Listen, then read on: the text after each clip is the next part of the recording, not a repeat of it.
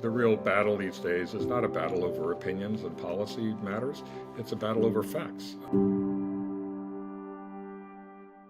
Marty Barron was the editor-in-chief of the Washington Post from 2013 until his retirement in 2021.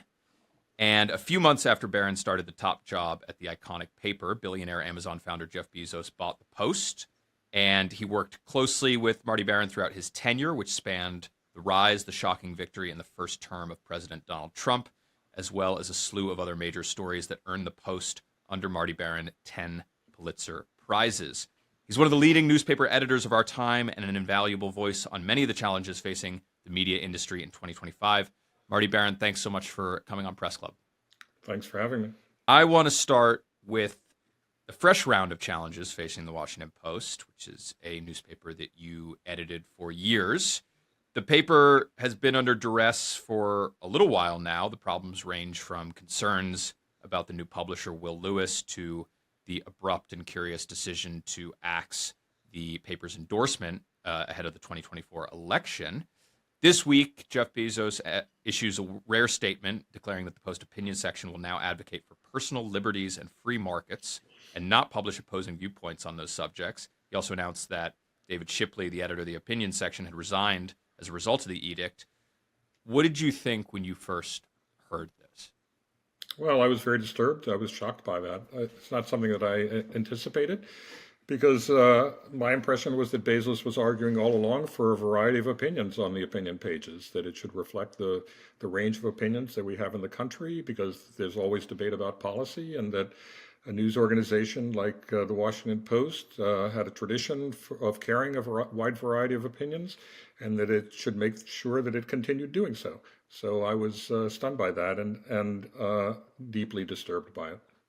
And obviously this has dropped like a bomb inside the Washington Post, and a number of staffers have spoken out publicly about it.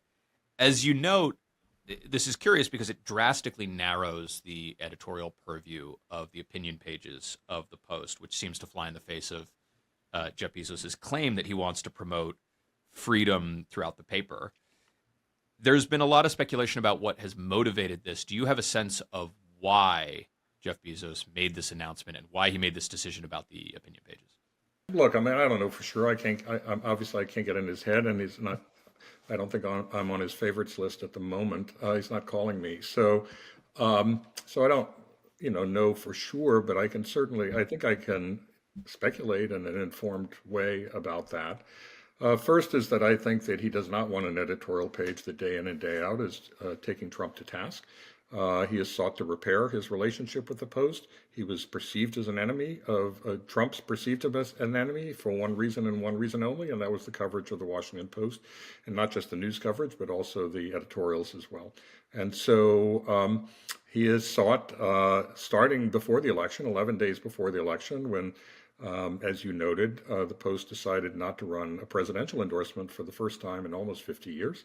And since then, he has taken a variety of steps that would sort of repair his relationship with Trump, from purchasing the rights at an exorbitant sum for the rights to the so-called documentary of Melania Trump, to making a donation of $1 million to the inauguration via Amazon, to paying a personal visit to Trump at Mar-a-Lago, and then, of course, being on the dais during the inauguration. All of that is evidence that he's trying to repair his relationship with Trump, and I think that this fits into that pattern as well. Secondly, I think there's a commercial. He sees some potential commercial interest for the Post because I think he perceives the New York Times as having locked up sort of the liberal audience, and that he clearly believes. And I understand why, believes that the Post needs to differentiate itself in some way from the New York Times. And so he sees this as a way of differentiating the Post from the New York Times, and basically making it I think he has in mind, my guess is he has in mind making it it's sort of a Wall Street Journal for a general audience, not for a business audience.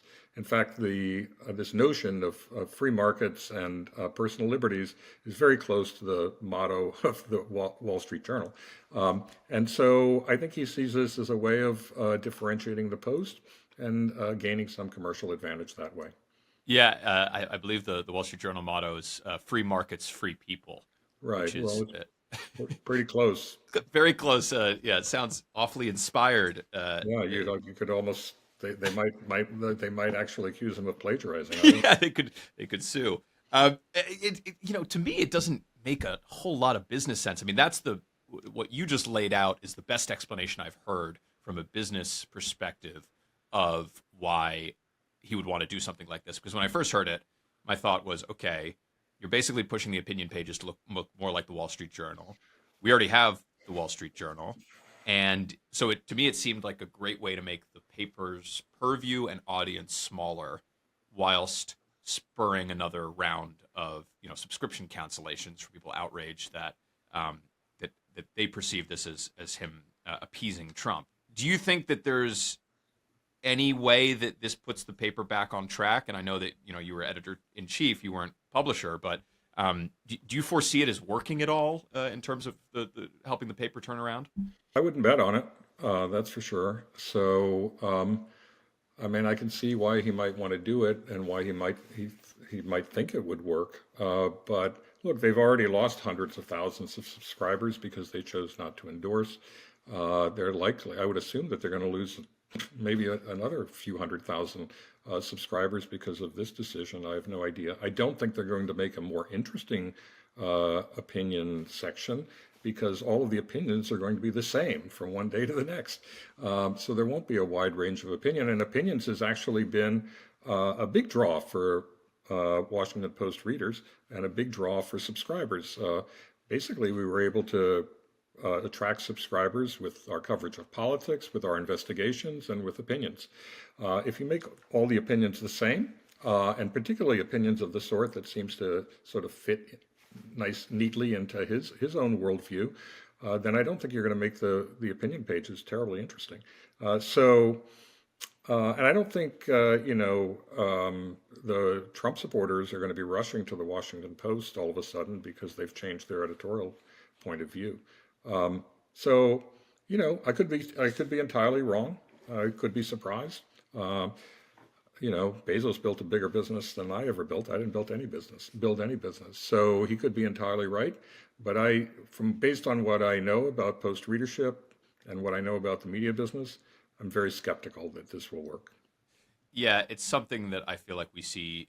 It's a decision that I often see owners make, whether you're talking about cable news, places like the Washington Post, the LA Times is trying to do something similar now.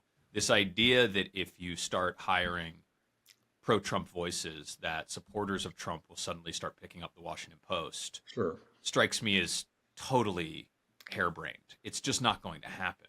These are people that have been conditioned to think that the media is the enemy of the people for the last 10 years.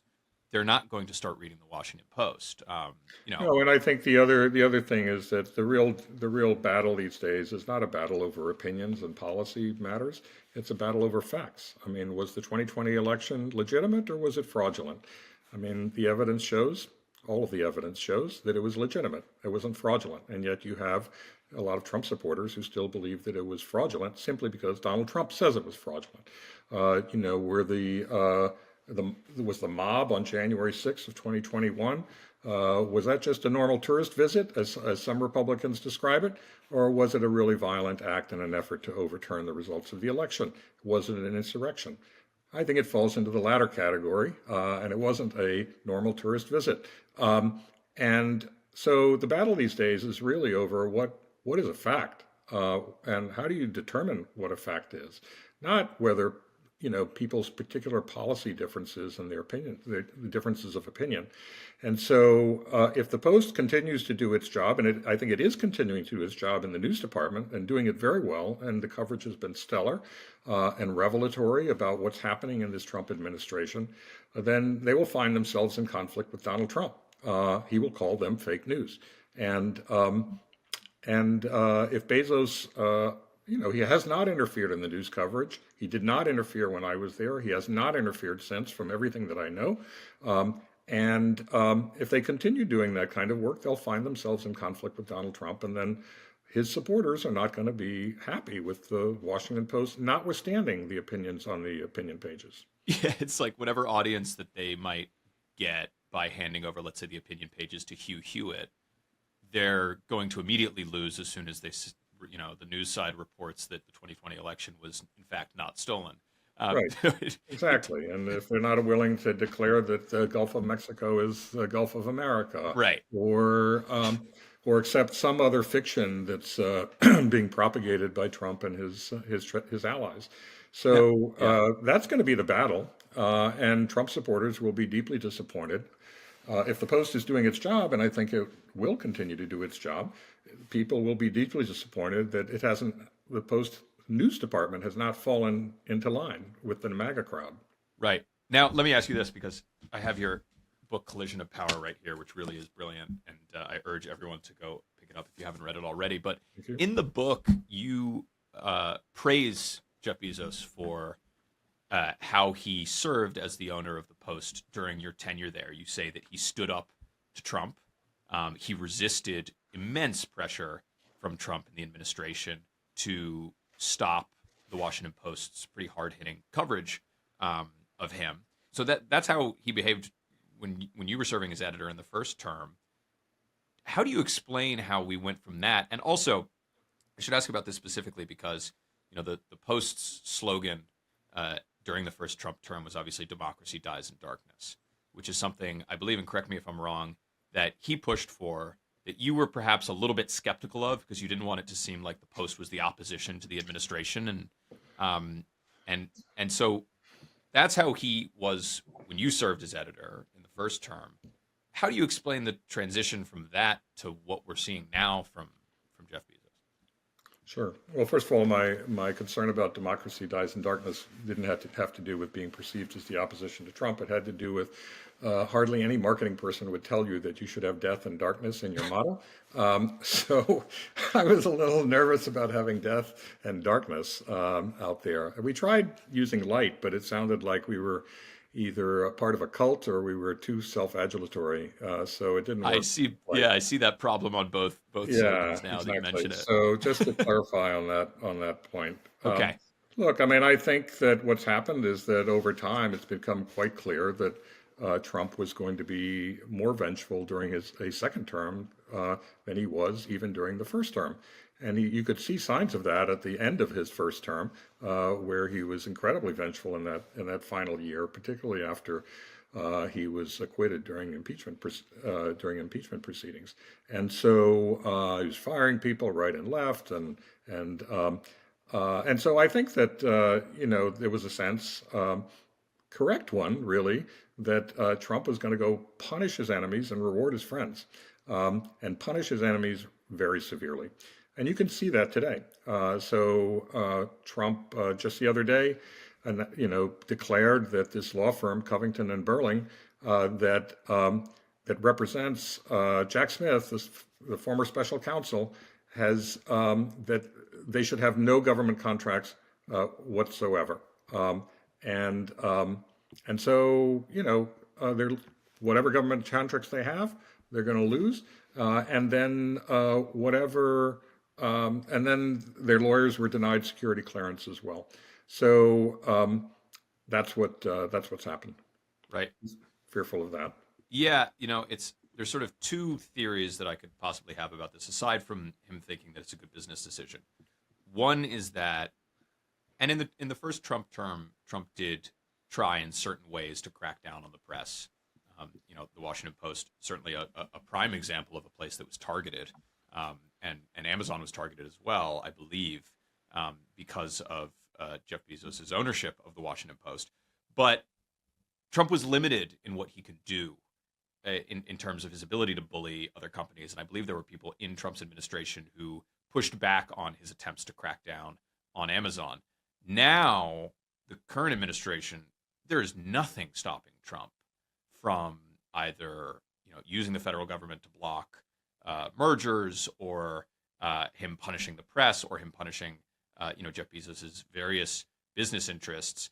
And then there's the third option, which is simply that, like a lot of people in America, Jeff's politics have changed, and he's potentially warmed up to Trump, doesn't see him as the threat that people previously thought he was. Of those options, do you get the sense that his politics have changed at all? Or do you think it's purely that he sees Trump as a bigger threat to his business interests this time around, as in the first time? I think he sees Trump as a bigger threat to his business interests. I don't think his politics have changed. He's always been a libertarian, really, basically, in a variety of ways. I mean, he supports gay rights. I think he supports abortion rights, all of that. But on economics, he's very libertarian in that way. He supports a lot less regulation. He thinks the tax code could be reduced to almost, maybe 20 pages or something like that. So that's what his politics are. And I don't think that he ever thought that Trump was really qualified to be president, but he's stuck with Donald Trump. And I think he realized he was going to be stuck with Donald Trump. And Trump could deny Amazon contracts for cloud computing in the same way that he's denying government business to Covington and Burling. He could deny government contracts for Bezos' commercial space venture, Blue Origin, just at a moment when it's looking for government business. It just launched a rocket into orbit successfully for the first time. It hopes to be competing with Elon Musk. And for satellites and all sorts of business like that. And by the way, he's got Elon Musk is a longtime rival of Jeff Bezos, particularly in the area of commercial space, but also now in things like AI and all of that. And Elon Musk was sleeping at Mar-a-Lago, and now he's at the center of everything in this White House. And if you're Jeff Bezos, you've got to be looking at that, saying that represents danger, and he's got to find a way to deal with that. And I think that right now he's decided to prioritize his other commercial interests over the Washington Post. The Washington Post is a much smaller asset for him than Amazon is, of course, and even smaller, I think, significantly smaller than Blue Origin is, in which he's invested, I don't know, $10 billion, something like that. So he's decided, look, I've got that has to be my priority, and that's just the decision. I suspect that that's the decision that he's made. Yeah, it's funny. The Washington Post looms so large in my world, and I'm sure your world, that it's easy to forget that it is a small fraction of the balance sheet at Jeff Bezos Enterprises. Yeah, well, he did an interview relatively recently with the New York Times for their DealBook conference. Was deeply disturbed by that interview in a variety of ways. And one of the things that first of all, he said that he thought that Trump had become calmer and more settled. I cannot believe that he believed that, because all of the evidence showed otherwise. Unfortunately, the New York Times interviewer didn't say, really? How so? What's the evidence for that? And he let Jeff get away with just saying that Trump appeared to be calmer and more settled. But one of the other things that he said at the time was that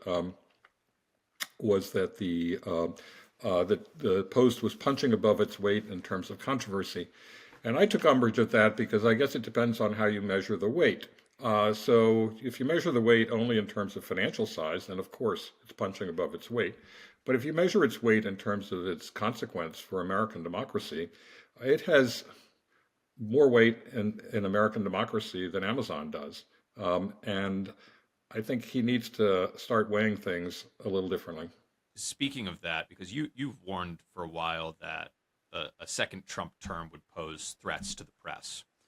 How do you, and it's funny because whenever I had Trump defenders on this show before Trump was won election in November, often the defense was that, well, after the assassination attempt, he will govern far more moderately and empathetically. That was this idea. And Trump's critics would say he'll be way more extreme and unbridled and unshackled in a way that he wasn't in the first term. But the defenders would always say, oh, he'll be more moderate. And that always struck me as silly, because why would he, he's not a person who's changed particularly. And if anything, his commentary on the campaign trail was heavy on the retribution, light on the forgiveness. But when you look at the first couple of weeks of his administration, from a threats to the press perspective, how do you see it? Is it better or worse than you expected it to be? Well, I expected the worst, Yeah. but now I realize that my concept of the worst was not the worst. It's worse than what I thought would be the worst. Uh, it is. I mean, I did expect an all-out attack on the press. I didn't expect some of the things that he was doing. Um, maybe I didn't think that he would decide who to name to the White House pool, for example. I I did not. I did expect aggressive behavior on the part of the chairman of the Federal Communications Commission to threaten the licenses of stations affiliated with the major networks. Actually, most of the major networks, excluding, of course, Fox News. Um, uh, so that's not being threatened whatsoever. Um, I I'm stunned by the degree to which he has essentially used his government power to try to extract settlements in the private litigation that he brought against ABC and CBS. Now, ABC's of course settled. I think largely because its parent company Disney did not want to be in conflict with the new president of the United States. But now, clearly, the signal to Paramount and the company with which it hopes to merge, Skydance, is that we may not approve that merger if you don't settle this litigation. And a settlement in that litigation means money for Donald Trump. And he wants a lot of money. And it's really extraordinary to use the power of government to extract substantial settlements in private litigation. By any measure, that would be considered an abuse of power, a corrupt abuse of power. And I think that's what we're seeing. That's what we're seeing today. So I think we're seeing worse than what I imagined, and we'll see a lot. We'll see a lot more too. There will be a lot more lawsuits. There will be many more lawsuits. There will be lawsuits by his friends and his allies, very wealthy friends who can underwrite lawsuits for a long period of time and ask for an exorbitant amount of money. And so the pressure will be on the press. I mean, if they felt the pressure just in the first 4 weeks, can you imagine what the pressure is going to be like for the next, 3 years and 11 months? I mean, the fact that Trump can sue CBS News, like putting aside the ABC News settlement, because you could make an argument that George Stephanopoulos was a little bit sloppy with his wording. Well, he was sloppy. He was Yeah, sloppy. He should have right. corrected that. There's no Should question about that. He should Yeah, have corrected that. and by the way, it doesn't mean that ABC News is necessarily liable for either reckless disregard for the truth or No. defamation, but there was a mistake made there. CBS News didn't do anything, and the fact that CBS News is close to settling to the tune of 20-30 million dollars for no reason other than they want a merger to get approved, and the federal government is wielding a defamation suit as a cudgel against them, is Right. terrifying for the next 4 years. Yeah, well, that's it. He controls government power. Government power is more powerful than any other power out there. There's a lot of powerful people, but he has power over the biggest companies in this country, and they're feeling it. Yeah. And as a result, they're yielding to the pressure. And I think that's what's happening with Jeff Bezos as well. Right. It's a very similar dynamic. Now, you've also got this, there's, the White House cracking down on the Associated Press for the absurd reason that they're not calling it the Gulf of America. You've got, as you noted, Brendan Carr, the FCC chairman, who's launching all these investigations against news outlets.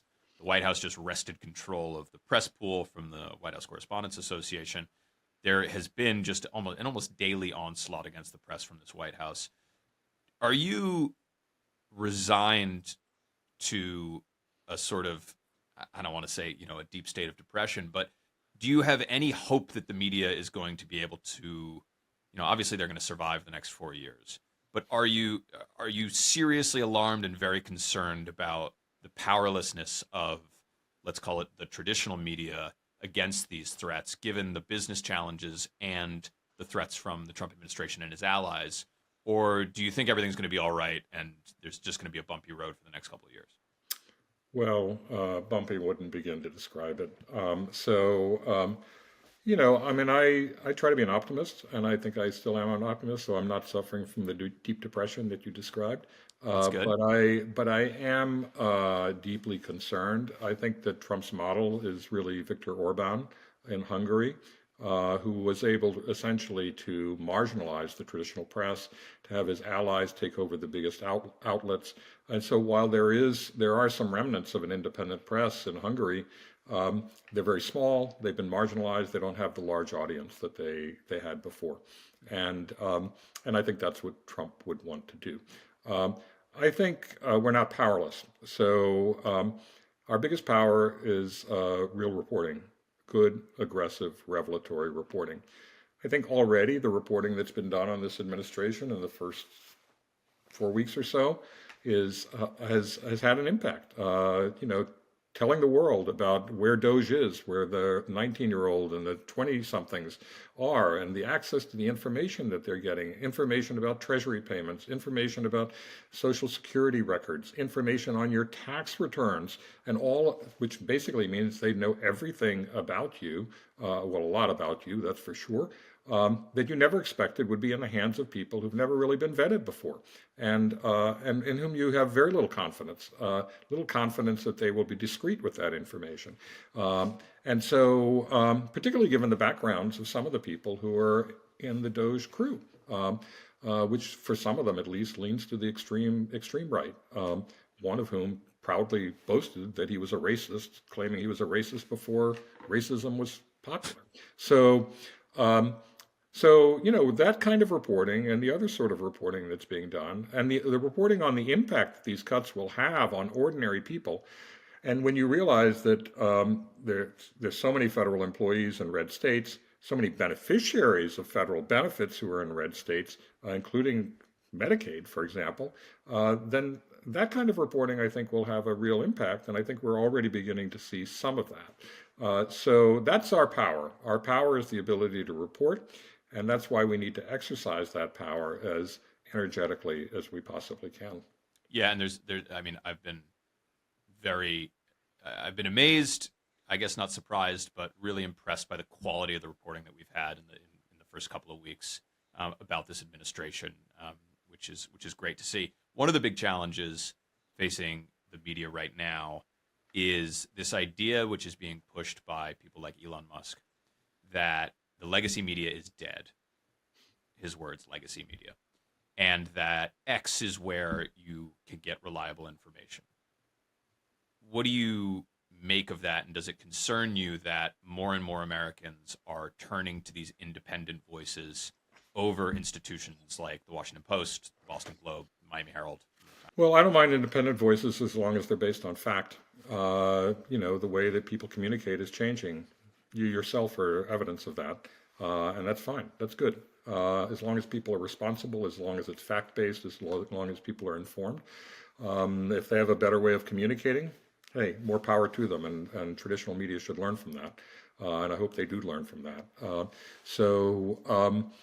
The reality is that about a third of the American public, they don't even get their news from any media outlet. They get it from friends and family. They get it over the transom. Through their tribe, their family tribe or their friend's tribe or their ideological tribe or whatever it might be. And then another good portion of them, they just get it over social media. And not everybody's getting it off of X. I am concerned that people are getting what they think is information and it's not fact-based. That I'm deeply concerned about because we're in a dangerous situation right now because people don't share a common set of facts. And it's even worse than that. People can't even agree on how to establish what a fact is because all of the elements that we have used to establish facts in the past, education, expertise, experience, evidence, actual evidence, have all been, denigrated and denied and dismissed and all of that. And so that's really dangerous territory to be in. So I am very concerned about that. But I will say this about the press, because, Trump keeps arguing that we're irrelevant and his people argue that we're irrelevant and Elon Musk argues that we're irrelevant. But the truth is we're not irrelevant. And the biggest evidence of that is they're so obsessed about us. If we were irrelevant, they wouldn't be so obsessed about us. They wouldn't give a damn about us. And in fact, that's all they seem to be able to talk about. And Trump is unbelievably obsessed with the traditional press. And so how can you both argue that we're irrelevant and at the same time be talking about us all the time?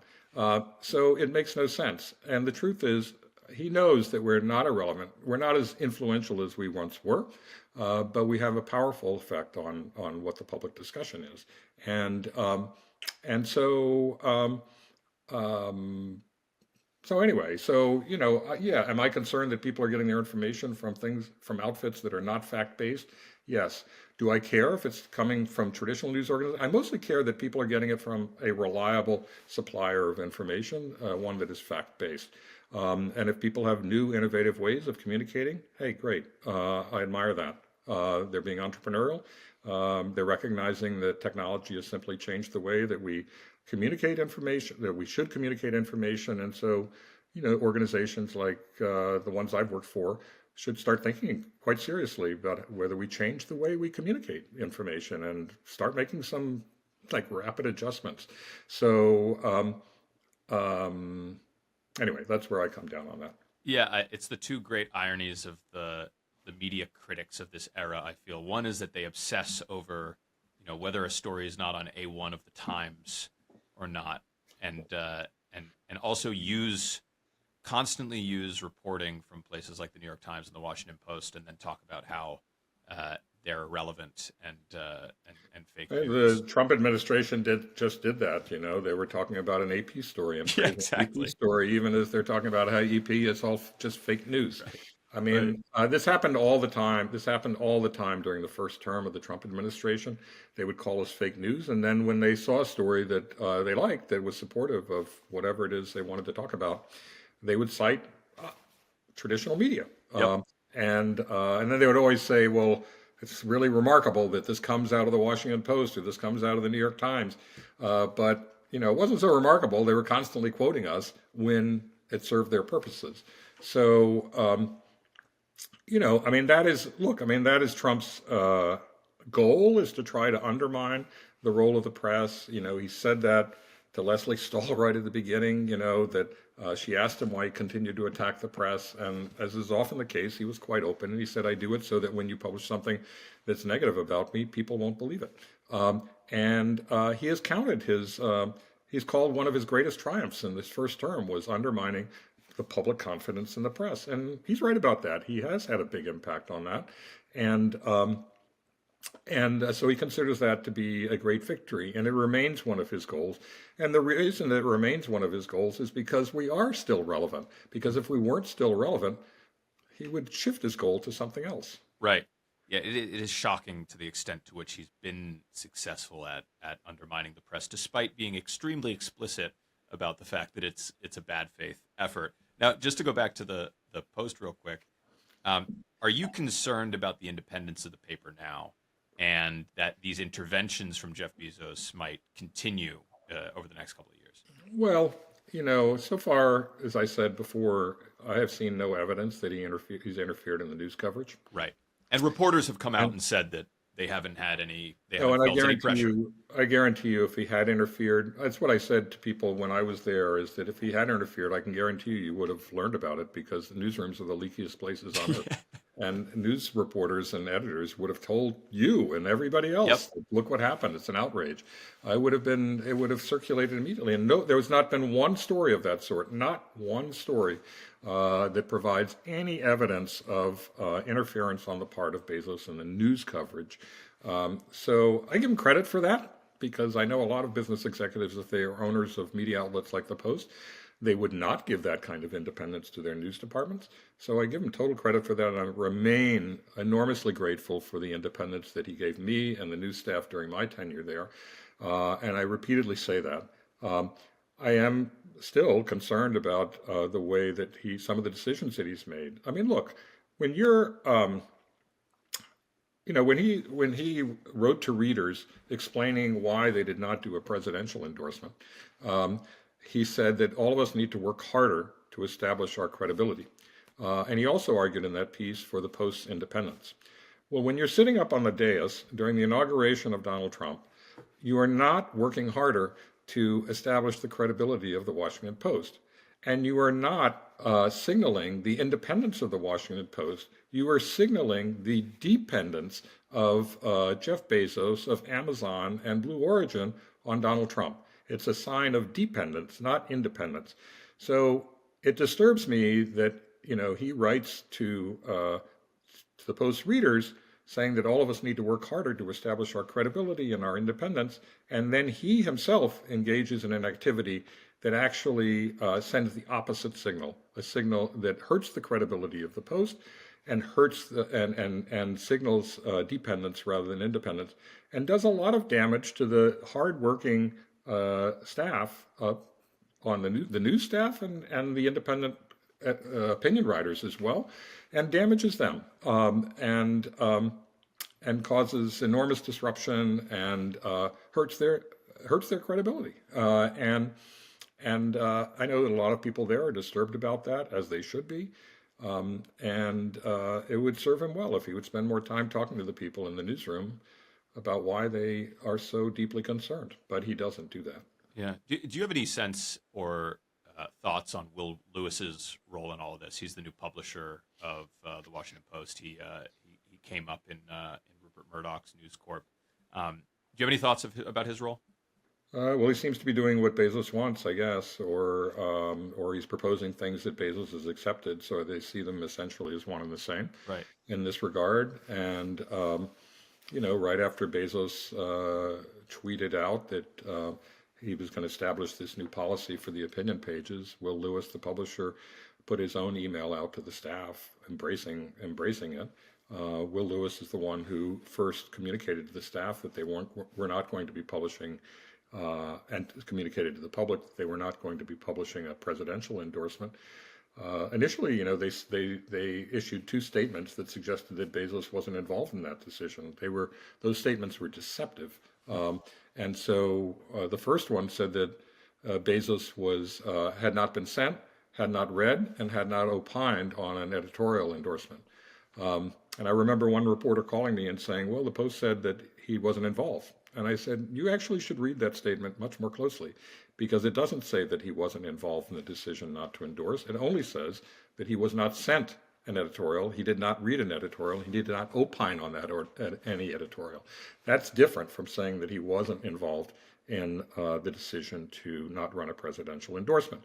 And the second statement, which I guess was designed to reinforce the idea that he wasn't involved, said that it was a Washington Post decision, which is an interesting statement, because the 100% owner of the Washington Post is Jeff Bezos. So any decision of his regarding the Washington Post would be a Washington Post decision by definition. So, and then it became clear when Bezos wrote his piece in the Post for readers that he was deeply involved in that, and that it was his idea. One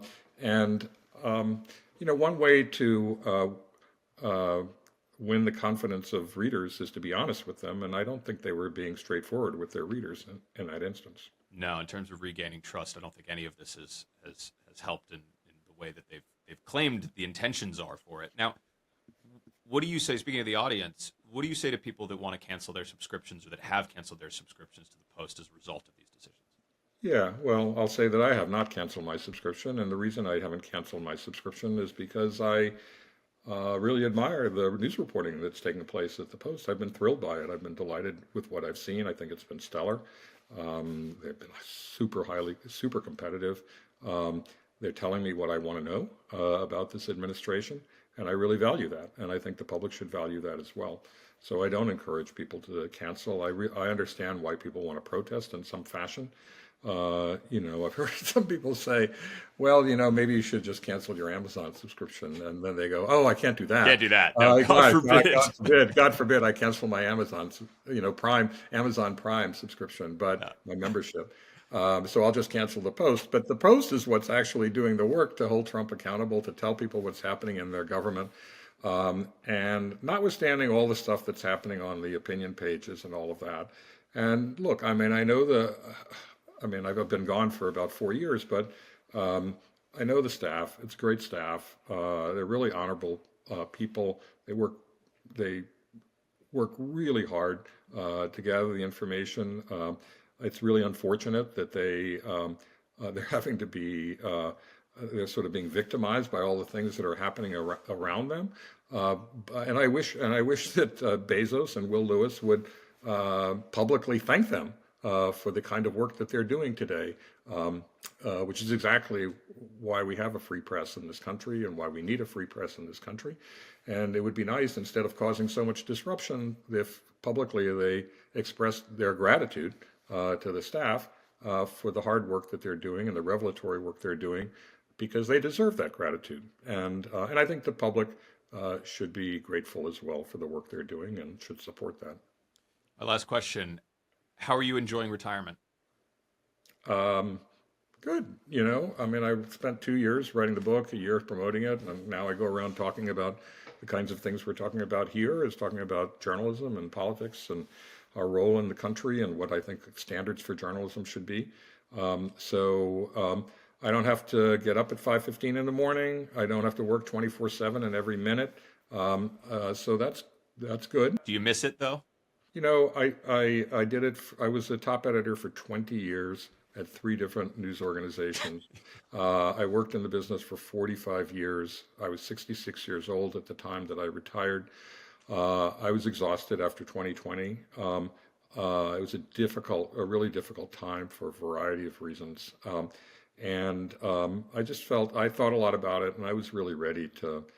I felt like I'd done what I needed to do. I was proud of what we had done at the Post. I was proud of what we did at the Boston Globe and at the Miami Herald, where I was also editor. I felt like I'd achieved what I wanted, and that I needed more freedom and flexibility in my own life, and I needed to take care of some health issues, frankly, at the time. And then it was a good opportunity to write a book. And Trump was going to be out of office, and that was the right time for me to do that. So I still feel engaged, but I don't have to work 24/7 in every minute. Well, we very much appreciate it, because it means you can come on Press Club. Marty Baron, thanks so much for joining me. I really appreciate it. Great. Thanks for having me.